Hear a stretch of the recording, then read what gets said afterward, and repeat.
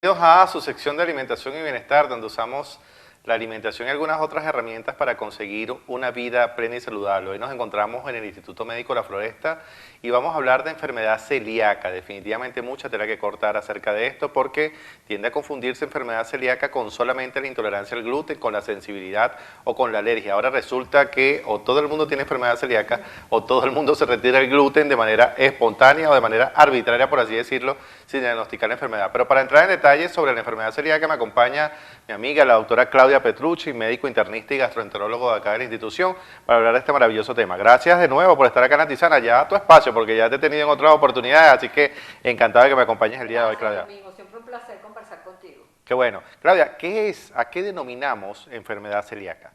La enfermedad celíaca es una alteración inmunológica donde el organismo del paciente que tiene esta intolerancia produce anticuerpos específicos contra una proteína del trigo que es justamente el gluten. Produce unos anticuerpos que son específicos contra esta proteína y una vez que la proteína del gluten se adhiere a las vellosidades intestinales, lesiona las vellosidades intestinales y produce justamente trastornos de absorción intestinal a ese nivel, con consecuencias a nivel del tracto digestivo y fuera del tracto digestivo también. Antes que pasemos al diagnóstico, ¿cuáles son esos síntomas que puede presentar el paciente o qué te puede hacer sospechar a ti en casa tras comer algún alimento, bien sea porque inclusive es la manera directa de consumirlo, hablamos de trigo, de cebada, de centeno, inclusive de avena, Correcto. O simplemente porque el gluten esté escondido en algún otro alimento? Es así. ¿Cuáles son los síntomas que puede presentar? Gases recurrentes, diarrea, dolor abdominal, ¿okay? Náuseas, vómitos, pérdida de peso. ¿Inmediatamente tras el consumo del alimento o se puede esperar un tiempo de acuerdo al metabolismo y digestión de este? Depende también del estadio de la enfermedad, ¿no? Mientras probablemente son tempranos una vez que tú consumes el alimento. El paciente normalmente te refiere eso: doctora, como pan, como pasta y me pasa que me distiendo, me dan gases o me da diarrea. Okay. ¿Cómo diagnosticamos la enfermedad celíaca? No solamente con el tema de saber o diferenciar esto que estamos hablando acerca del consumo del gluten, pero ¿cómo se puede diagnosticar clínicamente? Bueno, evidentemente pues el interrogatorio del paciente es importante, la sintomatología, la relación que hace con la ingesta de alimentos, pero hay pruebas específicas, ¿ok? Hay unas pruebas inmunológicas donde se determinan unos anticuerpos específicos contra justamente estas proteínas del gluten. Y hay pruebas genéticas, ¿ok? Porque esto además tiene es un problema que es hereditario, donde pues hay unas pruebas genéticas donde se determinan unos complejos de histocompatibilidad, que es el DQ8 y el DQ2 específicamente, que están directamente relacionados con enfermedad celíaca. Significa que no solamente los signos de intolerancia, de alergia o de malabsorción de alimentos, síntomas o trastornos gastrointestinales es un buen indicativo, es decir, las pruebas diagnósticas clínicas por serología están siempre bien supeditadas. Sí, están indicadas. Hay pacientes que tienen intolerancia al gluten no celíaca, correcto, donde hay otros anticuerpos que no son estas pruebas específicas que te estoy mencionando, pero sin embargo el paciente se comporta como un paciente con un trastorno celíaco y el tratamiento además termina siendo el mismo, que es una dieta de exclusión del gluten. Es muy importante mencionar y hacer la salvedad de que los pacientes no deben retirarse el gluten, ni el trigo, ni la cebada, ni el centeno, cosas que consumimos nosotros poco en Venezuela, antes de acudir al médico. Porque si tú haces una dieta de exclusión previa, probablemente esas pruebas van a resultar normales y tienes un falso negativo cuando realmente tú tienes una enfermedad celíaca.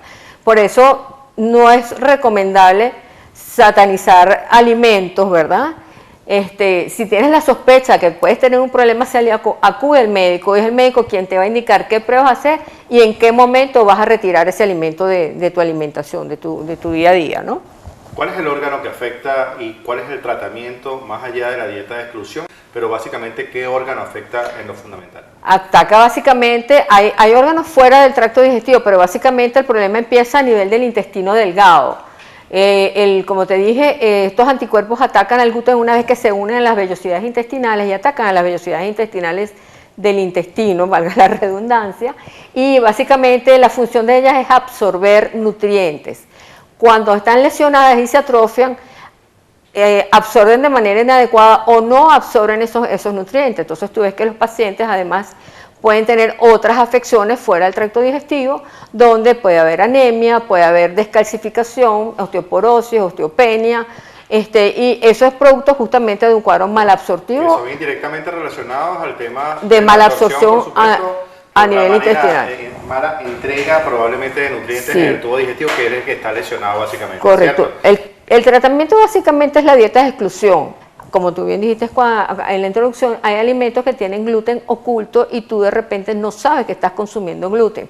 Todos los alimentos procesados es preferible evitarlos, hay que aprender a leer bien el etiquetado, todas las salsas, las sopas que vienen preenvasadas, los alimentos congelados muy probablemente tengan espesantes o tengan gluten bajo alguna forma.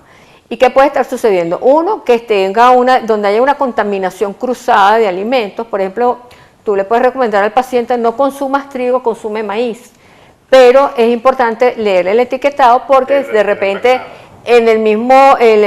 molieron el maíz en el mismo molino donde molieron trigo y hay trazas.